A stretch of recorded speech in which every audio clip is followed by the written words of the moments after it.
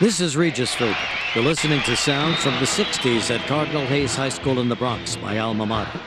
The Pep Rallies. His 6-point tally did not bring victory. The prayers. The band. And this. Your attention, please. I've had 8 suspensions today for this reason. The nonsense that I spoke about yesterday and the day before, kidding around, pushing, harmless at the beginning, but usually resulting in something more serious like a fight. Oh, yes, who could forget Father Stanislaus Jablonski, the Dean of Discipline at Cardinal Hayes, also affectionately known as Jabbo to generations of Hayes men. From the time he was appointed by Cardinal Spellman in 1942 to serve at Hayes, till 1961 when Father Jablonski was elevated to Monsignor by Pope John XXIII and installed as fire chaplain in 1962, where he served in New York's bravest for another 20 years. On April 23, 1983, Monsignor Jablonski became the first inductee into the Cardinal Hayes Hall of Fame for his stern and demanding expectations that molded a generation of kids from the South Bronx into gentlemen of the world. It was quite an evening. I know. I was there. George Carlin was the keynote speaker. And believe it or not, he looked almost timid on stage at first, as if one of the major American humorists of his time was summoned suddenly to the Dean of Discipline's office, which is exactly the situation we had, as George struggled to find his stride. And once he did, the speech was hilarious. Monsignor Jablonski passed away in 2002, and the tape of George Carlin's speech and Father's response was forgotten until very recently. So listen and enjoy. The tension for the most part is over, but memories live on. Thank you. Well, I don't know about all that. Thank you. Thank you very much. Yeah. Well, you're very kind.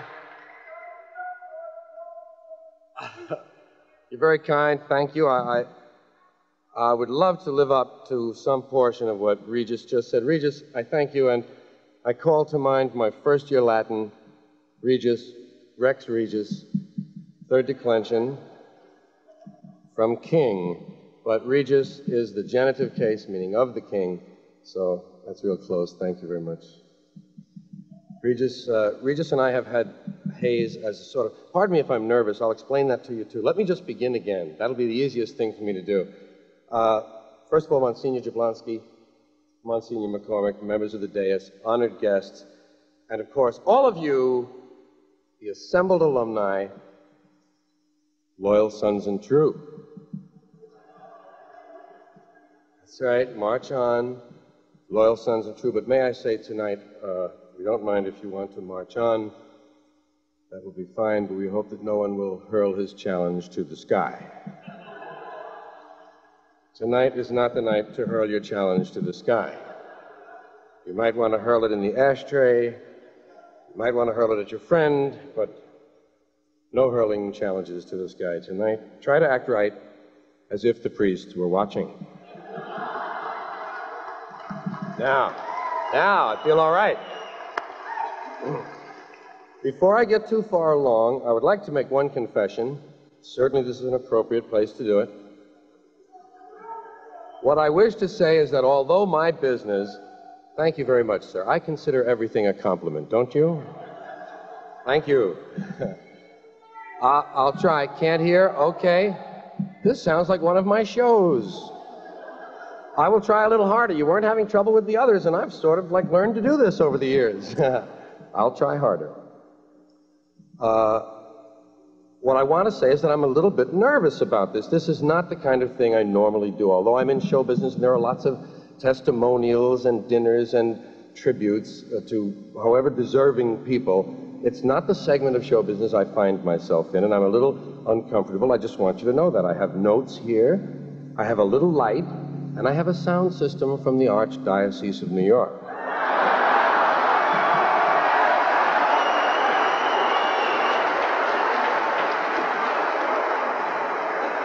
Now,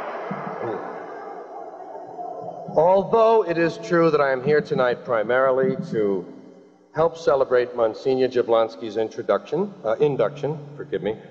By the way, could I straighten out this name thing right away for myself? Because I'm not really comfortable with the phrase Monsignor Jablonski. You know, I mean, I'm very happy with the promotion. I'm sure he looks nice in the two-tone. But the phrase Monsignor Jablonski does not come trippingly off my tongue. There were lots of names for you at the time, as you're well aware. I was once asked in the second-floor bathroom, how many B's in Jabbo? Among the few I'm able to repeat, I remember him being known as the Mean Dean, the Sinister Minister, and of course, Stan the Man. But for my purposes tonight, I would like to call you Father Jablonski. That is what I got used to. If you don't mind the temporary setback, that's the way it'll be. Now, to continue, although it's true that I came here primarily for this reason, I must say that there's another as important reason to me, and that is, and by the way, Father, this is the first award in this Hall of Fame. You know, it's not like they had to really look for someone. You're the first. The first. 30 or 40 years from now, this honor may not mean anything. But tonight, this year, Jabbo, this is a goddamn good award. Believe me.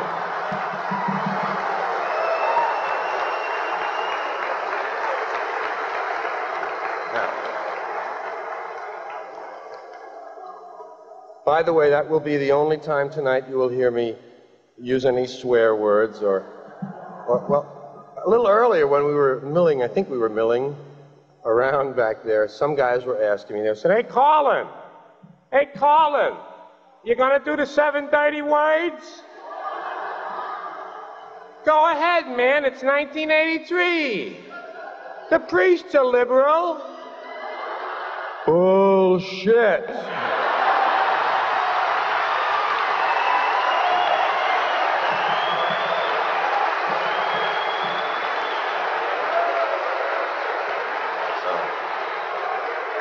So I lied, too. Okay. Now, obviously, I'm not here for that purpose tonight. I'm not only here to honor Monsignor Jablonski tonight, but I'm here to celebrate my own nostalgia. My nostalgia for Hayes, and for all the people of Hayes. The fathers and the brothers and the students, the ladies that worked in the cafeteria. Remember the frankfurters and the mashed potatoes? Remember all that hot fudge? I would get a lot of hot fudge. Almost ruined me. And Manny's and Fat Mary's and the trains that came by just when you were trying to think of an answer. See, when I think of Hayes, Father Jablonski is just one of my symbols. And tonight I want to take this opportunity to share with you a number of my Hayes memories. Father Jablonski, of course, being just part of them.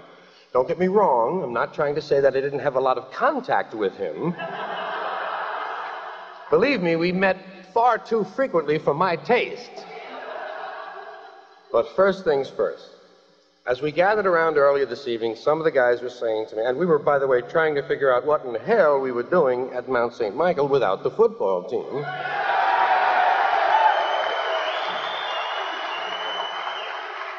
Some of the guys were saying to me, hey, Carlin, I'm class of 53. What year were you? That's a big thing in these meetings, you know. What year were you? Well, I gave them my usual answer. I said, well, if I would have graduated, I would have been class of 55. And that's the way it is with me. That's the way it is with dropouts. I would have been the class of 55. Of course, by the time my original class from St. Bernard's, or St. Bernard's, depending on which side of Manhattan you came from, were graduating in June of 55 and somehow managing to sneak a cigarette outside of St. Patrick's Cathedral, I was already in Shreveport, Louisiana, repairing airplanes. Now you say, what's a dropout doing here tonight? Well, I don't want you to feel that way. After all, if it wasn't for the dropouts, who would hire the PhDs?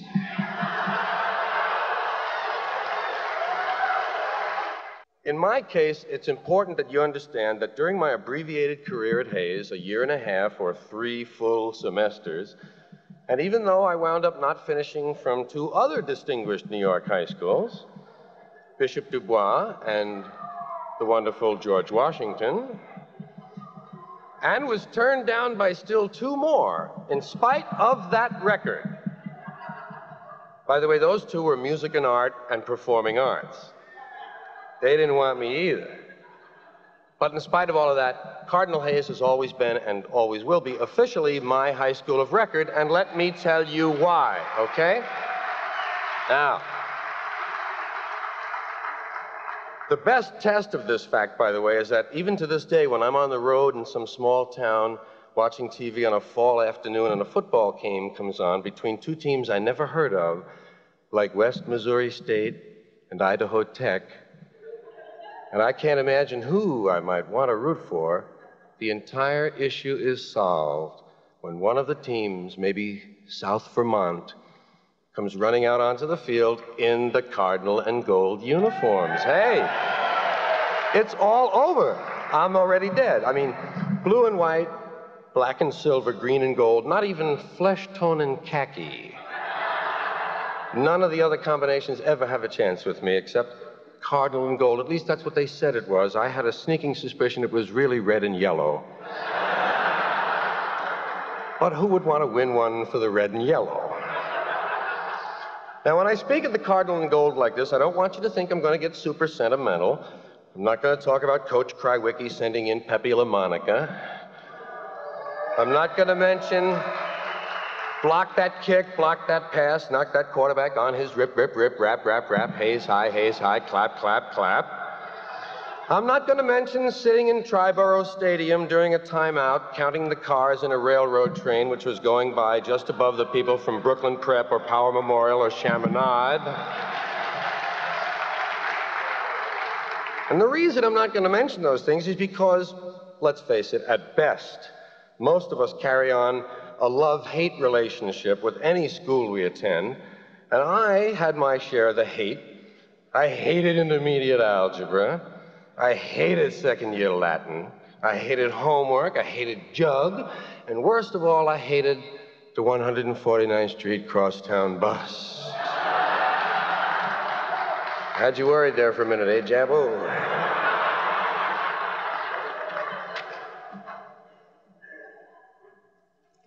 But with all this talk now, all this loose talk about love and hate, let it be said that in all these 30 years of looking back, I have always had not only a sense of pride, but a certain arrogance about being a Hayes man. Because after all, to a lot of people, and especially when I can think back to, going to Hayes was absolutely the coolest thing you could do coming out of 8th grade. It was the coolest. It was the coolest school. All of the coolest guys went to Hayes. I learned that from my brother Pat, class of 48. Pat was 6 years older than I was, and I looked up to him. I had to. He was taller. But also, he was a cool guy. My brother was cool. He could dance good. He could fight good. He could talk his ass off on the corner. And he went to Hayes. And as far as I was concerned, from my vantage point in 4th or 5th grade, Cardinal Hayes was unquestionably the coolest high school you could go to. My brother even claimed that you could make out better if you went to Hayes. And I believe it. I think at any parish dance, like in my area was Blessed Sacrament, Our Lady of Lourdes, or Good Shepherd dance, a guy from Hayes could pick up a girl much faster than anybody from Regis or Xavier. Definitely.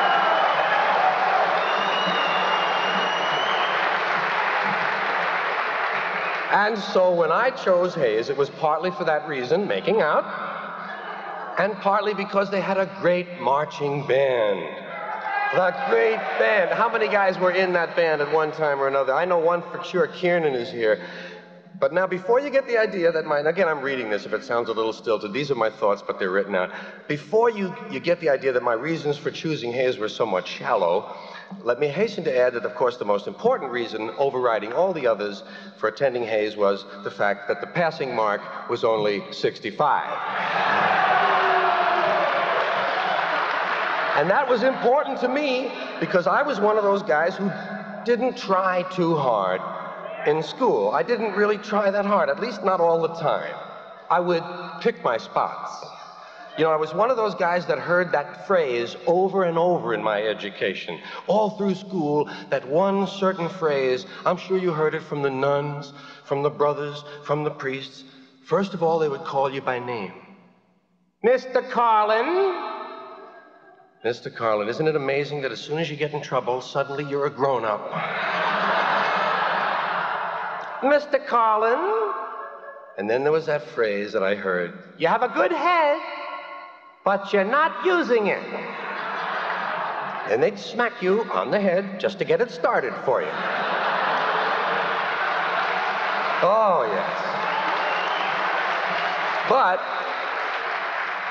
even worse than getting smacked was when a teacher would ridicule you in front of the class.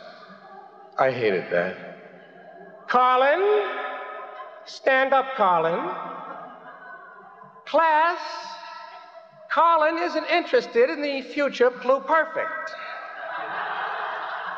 Carlin has something so important he had to tell it to Kavanaugh. And now he's going to tell it to the rest of us.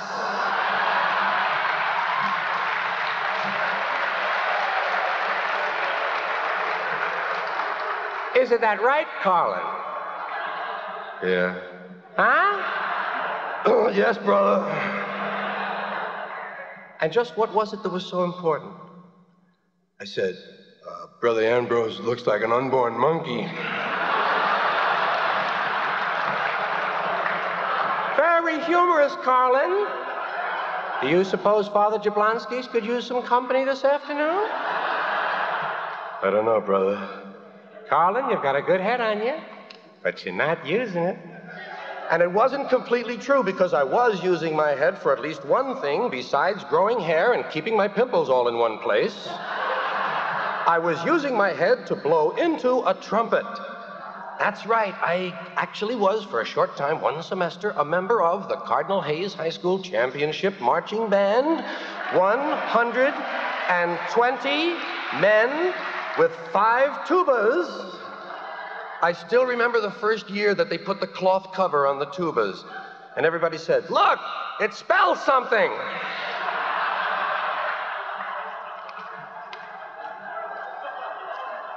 I started in the band in first year at St. Bernard's when Mr. McGrath came down, used to travel down to indoctrinate the newcomers on 13th Street, and I chose trumpet because we happened to have one at home. I think my brother had stolen it during the St. Patrick's Day parade.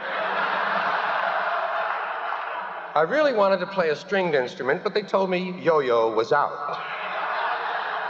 So trumpet it was for me. And when I moved on to the main building, I became a member of the marching band under the direction of Father Zemak. Now, Father Zemak, now that was an experience. I once saw Father Zemak give a kid an entire clarinet lesson in his sleep. Not the kid's sleep, Father Zemak's sleep. And anytime the kid hit a wrong note, Father Zemak's foot came out and went, poof. Be natural. He must have been sleeping when he let me in the band, I'll tell you that. I mean, I liked music and I understood it all right, but I quickly found out that it is absolutely impossible to read music, play the trumpet, and march intelligently at the same time. So I took the easy way out. I marched intelligently and never played a note. Third trumpet, they didn't miss me.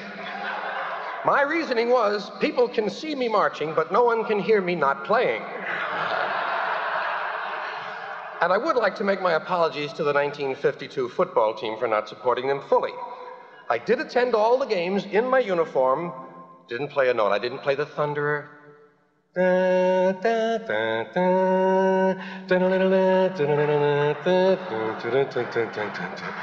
didn't play the Washington Post. I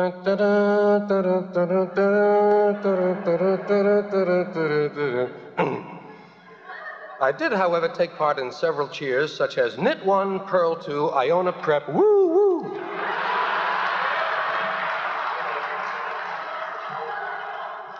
So much for my band career. I did have it, they called it advanced band. I always thought that was humorous. Fourth period, just before lunch, and I want you to know that, believe it or not, when I was home last week struggling with this script, I found my original program card.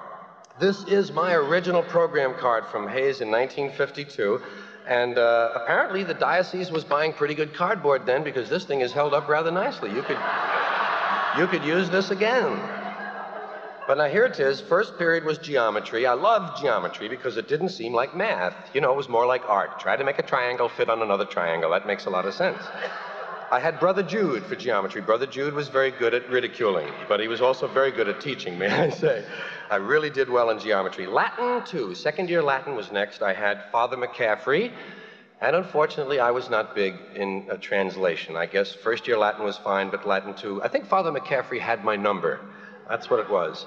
Then third period, I had world history, and I had this Father McCormick. Yeah. Andiamo, gentlemen, andiamo, gentlemen. The only Italian word you knew, right? But he used it effectively. I did well in that. He looked at my record the other day. I did fairly well. He did say one thing when I talked to the Monsignor about this affair tonight. He said, I remember you, Carlin. You sat near the wall. The sum and substance of my career at Hayes, I sat near the wall. The better to conceal my nefarious activities. Now, the rest of this program card, then came advanced band, which, as I say, was lots of fun. I sat near the drums. That was always fun. Then we had homeroom, Father Conroy. And they had me fifth period late lunch, and like I say, lots of hot dogs, lots of hot fudge, lots of acne. Then Father Conroy for religion, and religion was always fun because we were getting into high school now. In grammar school, mostly the Catholic religion, the teaching is that that's a sin, don't do it. But as you get a little older and they feel they can trust you with little details, they begin to say, well, sometimes, under certain circumstances. And that's when the wise guys move in. You know what I mean? And we would make up these questions, make up these ridiculous questions. Say, Father, would this be a sin? Father, would it be a sin if suppose you didn't make your Easter duty yet, and there's only one day left, and you're out on a ship at sea, and you really want to receive, but the priest is in a coma,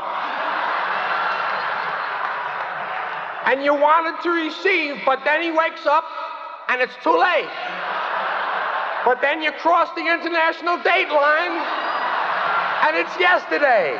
Would that be a sin, Father? Yeah.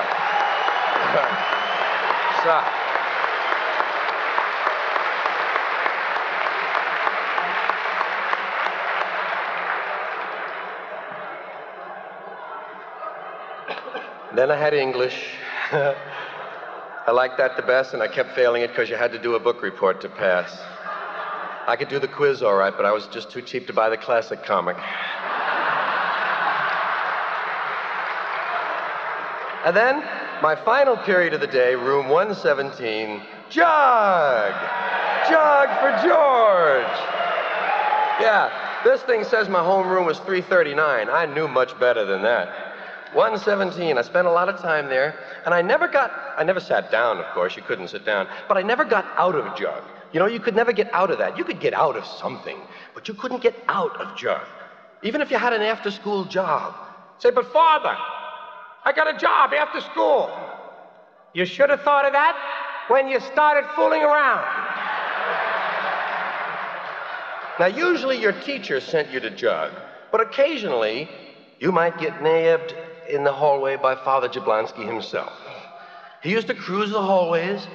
You remember this with sometimes, not with the cape, usually indoors. The cape, I think, was an outdoor thing. But coming down that hallway as quietly, that's where the sinister minister came in. Had nothing to do with being left-handed, just that he would cruise quietly down the hall. And there was this pose. You've often seen this pose.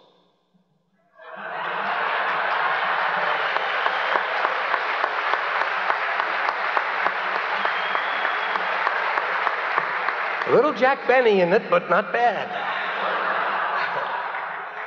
And he might nail you himself. Now, he used to, like I say, he'd come down the hallway. A lot of priests and brothers stood like that because I didn't think they had pockets in the cassocks at that time. That's why I thought it was. But Father Jablonski, I got to tell you my most memorable, that's why we're here. Forgive me for going on about myself, but I must share with you my love for Hayes because I haven't seen any of you like this under any circumstances. And Father Jablonski is an intimate part of this. My most memorable Father Jablonski moment. Imagine that. I have Father Jablonski moments. And one of them is more memorable than the others. He was doing the hallway one day, and our classroom was in some sort of uproar. The teacher wasn't there, and everybody was yelling, throwing things, hitting your friend with a book, grabbing stuff, throwing things against the blackboard, a lot of noise going on. And Father Jablonski came by, and he saw one perpetrator, the one who seemed to be in charge, and he just leaned in the room in that way of his, and he said, "Walsh, bring your mother in the morning." And then he sailed away a few feet, and I said, "Walsh, bring your mother in the morning." And he looked right back in and he said, "Carlin, bring your mother and your father in the morning."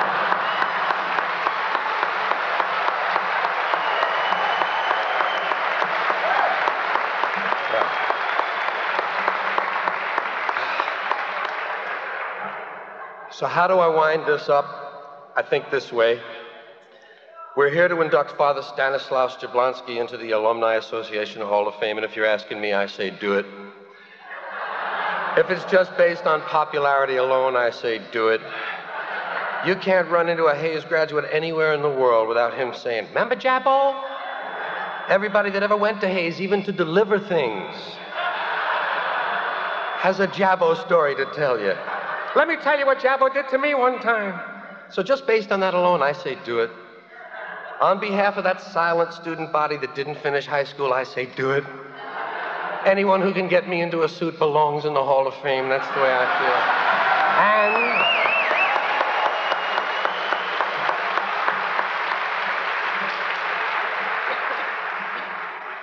And if I were you, Father, I'd accept. They may not feel this way next year. Thank you. See you later.